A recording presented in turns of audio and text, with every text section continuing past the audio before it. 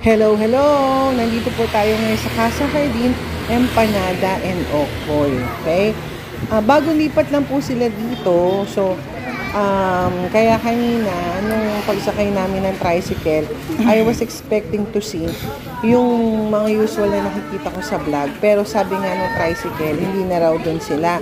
Alilipat lang daw nila, I think just this month, dito kasi dahil nga mas malaki yung parking.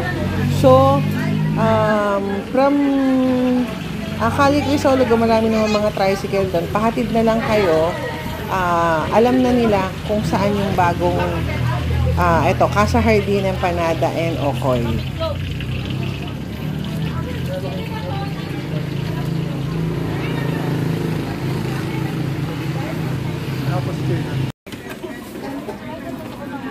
Nakakatuwa, no?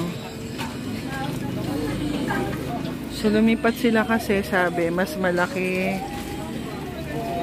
yung parking space dito. Ayan siya, oh. Kasi hinahanap namin yung dating Casa Jardin, yung nakikita ko sa mga vlog.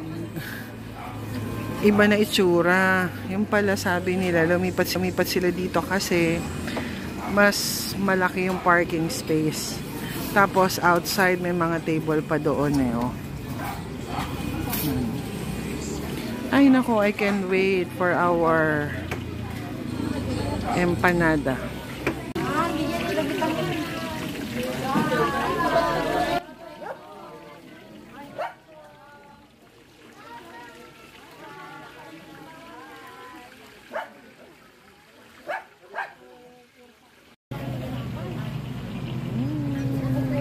Waiting kami sa empanada at Okoy.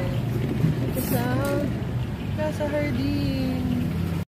Dumating na ang tatlong pugo. Hindi, joke. Tatlong empanada. Ayan, lalaki nyon. Oh, sukatin natin. Hindi natin sila iba ng last. Yung last kasi all meat lang yung big. All meat. Laki, no? Ayan. O, diba? Ayan kamay ko. Hintayin na lang natin yung Okoy. Tapos meron ditong sili, merong sibuyas. Yung masarap nila, no?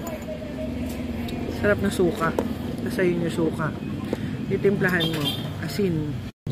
Oh, laki pala. Yan, dito. Ayan, Okoy. Kaya nag-happy. Ayan, Okoy. Ano? Sarap ba? The best ba to? Best. Okay. Nabura lahat ng mga kinainan natin ng empanada. Ito yung the best, no? Ikaw, Kuya Gab.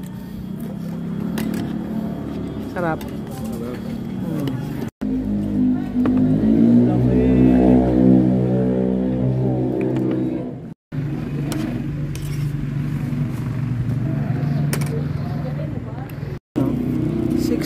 Siksik at liglig. Oo. Teka muna. Pinapakita ko muna itong laman nito kasi nga siksik na siksik. Sarap naman. Laki, no? Ito, sarap.